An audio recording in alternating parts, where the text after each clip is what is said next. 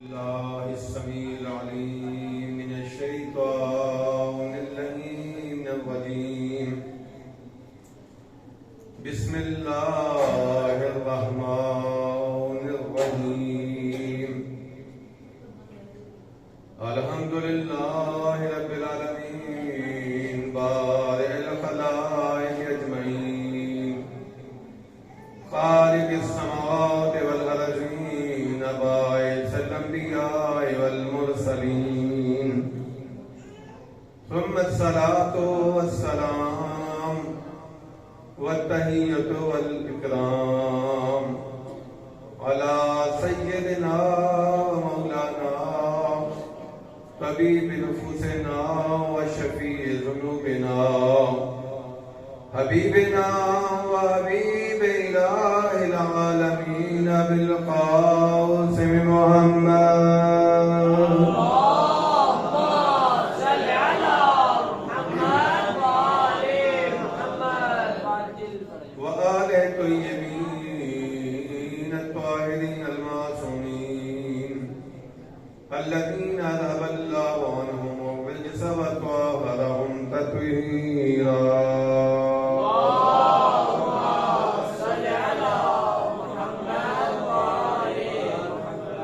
ولعنة الله على أعدائهم أجمعين. أما بعد فقد قال الله العظيم في كتابه المتين وهو أصدق القائلين. بسم الله الرحمن الرحيم. والكاظمين الغيظ والعافين عن الناس والله يحب المحسنين. صلوات پڑھ لیجیے. اللهم صل على محمد وآل محمد. عزیز محترم، شہادت حضرت امام موسیٰ کاظم علیہ السلام اللهم صل على محمد وآل محمد کے حوالے سے بارگاہ امام زمانہ عجل اللہ تعالی فرجہ شریف میں ہدیہ تسلیت عرض کرتے ہیں، تعزیت پیش کرتے ہیں بارگاہ امام زمانہ میں. علماء، فقہاء، مومنین و مومنات بالخصوص آپ تمام مومنین کی خدمت میں. عزیزان محترم،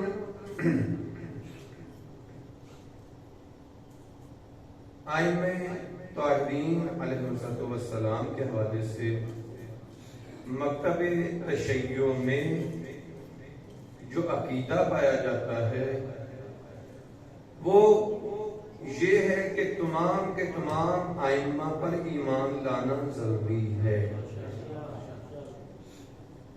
اگر کسی ایک امام کا بھی انکار کرتے ہیں تو دائرہ ایمان سے نکل جائیں گے. جیسے قرآن مجید میں ہے کہ بعض لوگ ہوتے ہیں یؤمنون ببعض ویکفرون ببعض، قرآن کی بعض آیات پہ ایمان لے آتے ہیں، بعض آیات کا انکار کر دیتے ہیں.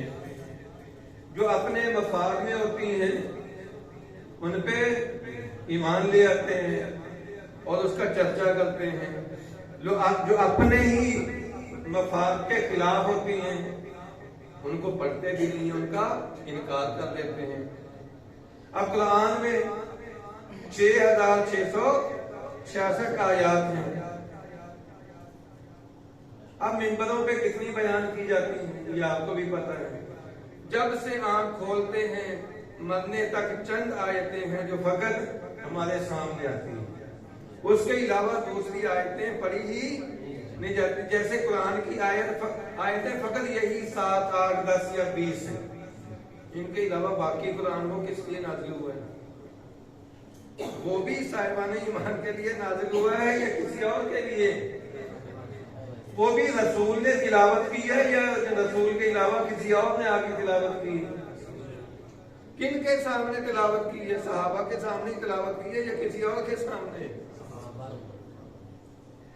تو قرآن کی تمام آیات اسی لیے کہا جاتا ہے کہ اگر ہم مومن ہیں تو زندگی میں کم از کم ایک مرتبہ قرآن مجید ترجمے کے ساتھ پڑھنا چاہیے، تاکہ ہمیں پتہ چلے کہ پیغام کیا لایا گیا ہے، جو رسول لائے وہ کیا ہے، جو اللہ نے بھیجا ہے وہ پیغام کیا ہے۔ اس لیے کہ سنی سنائی باتیں ان کی کوئی حیثیت نہیں ہے۔ حدیث مبارک ہے امیر المومنین حضرت علی ابن ابی طالب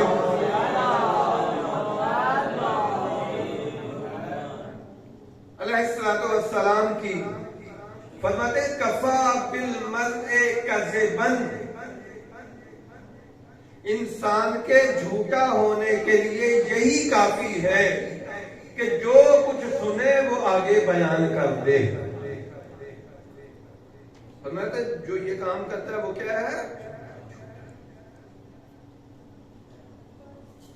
جی مولانا صاحب نے یہ پڑھا ہے، فلاں صاحب نے یہ پڑھا ہے، بھائی آپ نے قرآن پڑھا ہے، قرآن تو ہر گھر میں ہے، کیا ہم اٹھا کے پڑھتے ہیں؟ قرآن کہیں کس کے لیے آیا ہے؟ انسانوں کے لیے آیا ہے یا جانوروں کے لیے؟ اگر ہم انسان ہیں تو ہمیں قرآن کی تلاوت کرنی چاہیے یا نہیں؟ کرنی چاہیے نا۔ اور پھر قرآن کے ساتھ قرآن اکیلا نہیں ہے بلکہ رسول کائنات اس قرآن کے ساتھ اور چیز بھی دے کے گئے ہیں کہ اکیلا قرآن بھی تمہارے لیے کافی نہیں ہے، ایک قرآن پڑھانے والا بھی تمہارے لیے ہونا چاہیے، قرآن سمجھانے والا بھی ہونا چاہیے۔ اسی لیے فرمایا انی تارک فیکم الثقلین کتاب اللہ و عترتی، میں تمہارے درمیان دو چیزیں چھوڑ کے جا رہا ہوں، ایک قرآن، ایک میری سنت، میری عترت اہل بیت۔ اب اگر تم جہالت سے بچنا چاہتے ہو، اگر تم نجات چاہتے ہو، گمراہی سے بچنا چاہتے ہو، ضلالت سے بچنا چاہتے ہو، تو ایک ہی راستہ ہے، قرآن پہ بھی عمل کرو، اہل بیت کی تعلیمات پہ بھی عمل کرو۔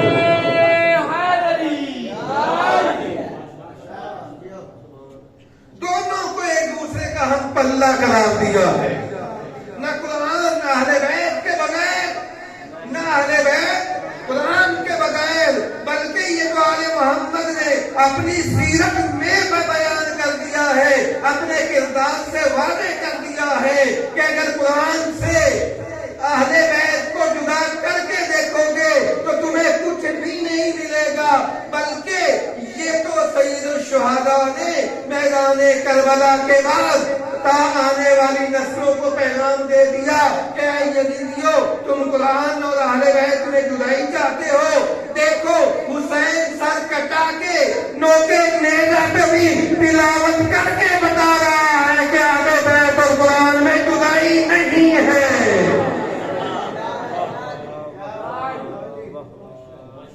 ایک بار صلوات پڑھ لیجئے محمد و آل محمد۔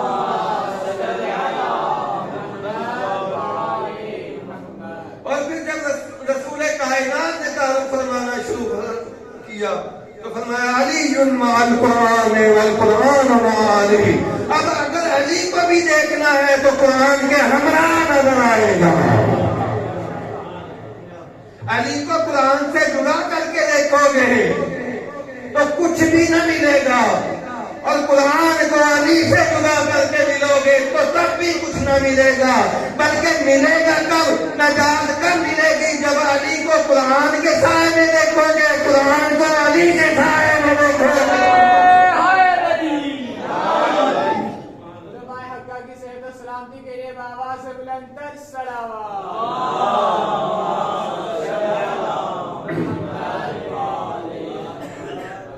لہذا صرف سنی سنائی باتوں پہ ہمیں ہمیشہ نہیں لگے رہنا چاہیے۔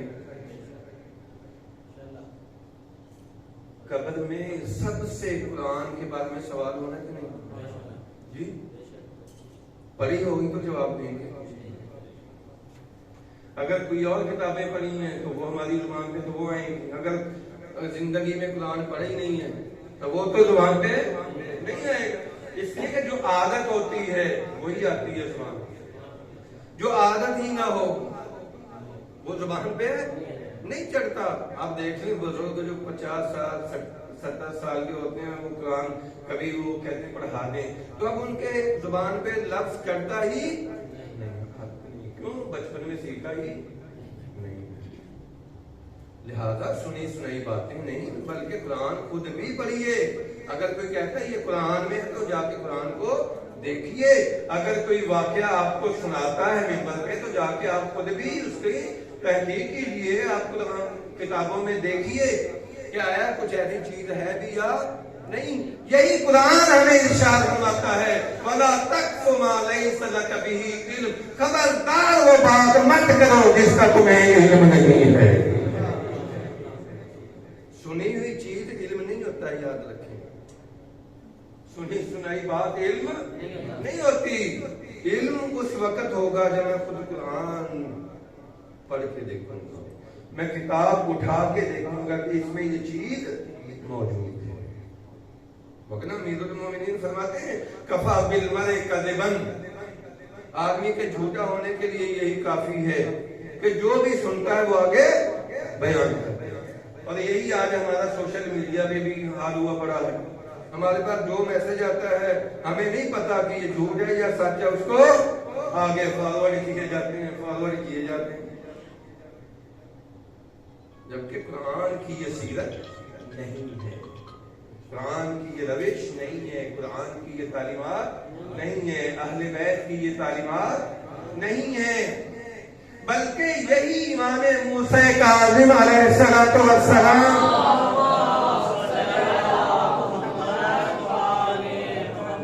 जिनकी मोहब्बत में और गम मनाने के लिए आज आप यहाँ पे आए हुए हैं, वही इरशाद फरमाते हैं कि अगर 70 बंदे तुम्हें आके कहें कि फलां बंदे ने तुम्हें ये कुछ कहा है और तुम उस बंदे से पूछो कि भाई तुमने ऐसा कहा है, तो वो कहे कि जनाब मैंने ऐसा कुछ नहीं कहा। फरमाया कि उस बंदे की बात मान लो, उन 70 की बात ना मानो।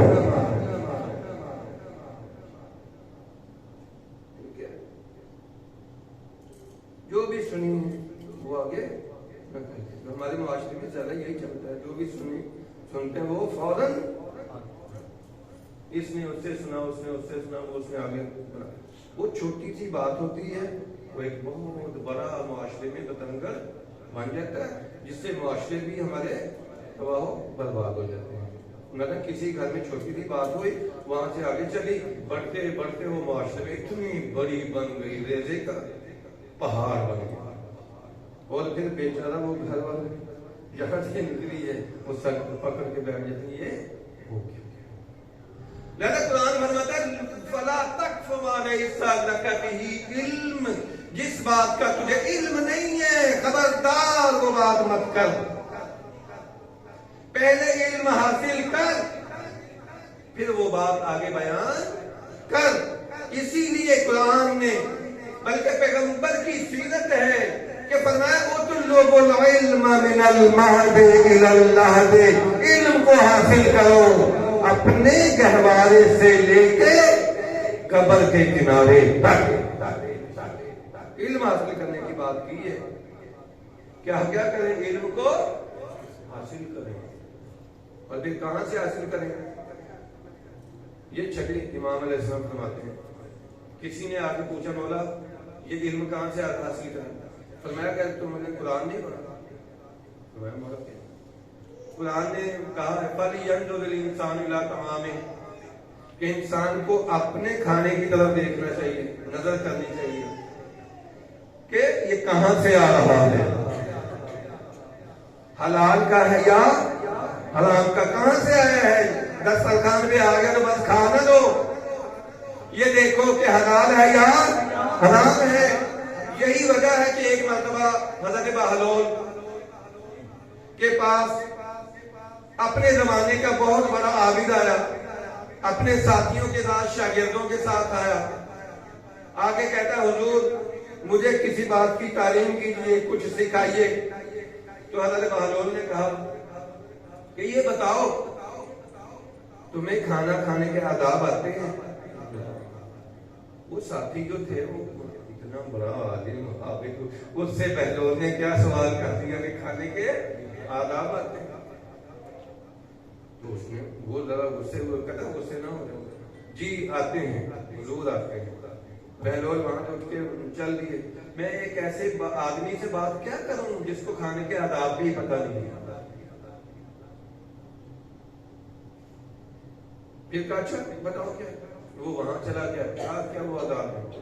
کہا کہ جو کھانا ہے بسم اللہ پڑھ کے کھاؤ، جو سامنے رکھا ہے وہ کھاؤ، ادھر ادھر کھانوں پہ نظر نہ کرو کہ دسترخوان پہ ادھر یار وہ ڈونگا مجھے پکڑا دو، وہ ڈونگا مجھے دے، نہ اسلام کا آداب میں سے جو آپ کے سامنے ہے فقط وہی کھاؤ۔ اس نے سارے بتائے۔ اب بہلول کہتے میں اس آدمی سے بات کیا کروں جو اپنے آپ کو عالم کہتا ہے، عابد کہتا ہے، لیکن کھانے کے آداب کا بھی نہیں پتا، ان پہ چل دیے۔ تو یہ بھی پیچھے پیچھے، اور وہ شاگرد تھے، وہ تو تپ رہے تھے کہ ایک پاگل کے پیچھے یہ جو جناب ہمارا استاد لگا ہوا ہے، کیونکہ بہلول کو پاگل ہی کہتے تھے نا، تو یہ پاگل کے پیچھے لگا ہوا ہے، لیکن جس کو معرفت تھی وہ پیچھے پیچھے جا رہا ہے، جا کے کہتا ہے حضور مجھے کھانے کے آداب نہیں آتے، آپ سکھا دیجیے، مجھے کھانے کے آداب نہیں آتے، آپ ہی سکھا دیجیے۔ انہوں نے فرمایا اچھا، کھانے کا سب سے پہلا ادب یہ ہے کہ جو کھانا تیرے سامنے آ رہا ہے یہ دیکھ حلال ہے یا حرام ہے۔ اگر حرام ہو تو اس پہ بسم اللہ پڑھ لے، اس کو دائیں ہاتھ سے کھا لے، سارا کچھ کر لے، اس کا فائدہ۔ حرام کھانے کو بسم اللہ پڑھ کے کھائیں تو بڑا ثواب ملے گا شاید۔ جی آپ تائید کرتے ہیں؟ رشوت کے پیسے سے، رشوت کے مال سے، حرام مال سے، چھینے ہوئے مال سے، ڈکیتی کے مال سے کھانا لائے، وہ سامنے رکھا ہے، اب وہ بسم اللہ الرحمن الرحیم کر کے کھا لیں، یہ بڑا ثواب ہے۔ بسم اللہ پڑھا ثواب ملے گا۔ کیوں؟ ہاں بہلول اس طرح تک پہنچے ہیں کہ یہ ظاہری آداب ہیں، لیکن تم اس کے باطنی آداب تک نہیں پہنچے کہ جو چیز تیرے سامنے آ رہی ہے یہ دیکھ وہ کھانے کے قابل بھی ہے یا نہیں، حلال طریقے سے آئی ہے یا حرام طریقے سے۔ اگر حلال طریقے سے آئی ہے تو کھا، حرام طریقے سے آئی ہے تو اس سے دور ہوگا۔ فرمایا امام علیہ السلام فرماتے ہیں فَلْيَنْظُرِ الْإِنسَانُ إِلَىٰ طَعَامِهِ، انسان کو اپنے کھانے کی طرف دیکھنا چاہیے۔ تو یہ ایک ظاہری کھانا اگر مراد ہے تو اس سے ایک باطنی کھانا بھی مراد ہے۔ انسان کی دو چیزیں ہیں، ایک جسم ہے، ایک روح ہے۔ جسم کو خوراک مل رہی ہے تو اس کے بھی حرام حلال کا خیال رکھنا ہے، تو روح کو جو غذا مل رہی ہے، توجہ کر رہے ہیں کہ اس روح کو غذا دینے کے لیے بھی ہر دسترخوان پہ جا کے مت بیٹھ جاؤ، یہ دیکھو کہ یہ دسترخوان علم کس کا بچھا ہوا ہے، یہ آل محمد کا ہے یا کسی اور کا ہے۔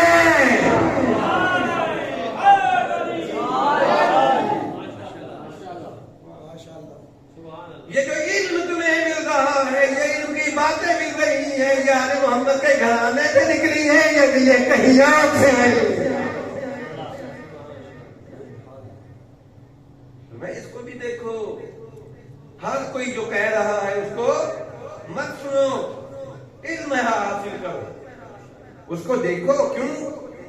جیسے ہی ہم کوئی بات سنتے ہیں اس کا تعلق ہمارے عقیدے کے ساتھ ہے، ہمارے عمل کے ساتھ ہے۔ اگر سنا اور سن کے اس پہ ہم ایمان لے آئے اور ہم نے اب خدا نہ خواستہ وہ غلط ہوا تو ہمارا عقیدہ بھی گیا۔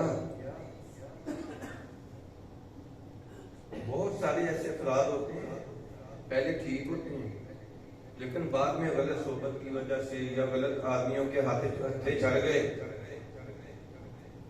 تو وہ کیا ان کی لائن ہی بدل جاتی ہے۔ یہ وجہ کیا ہے؟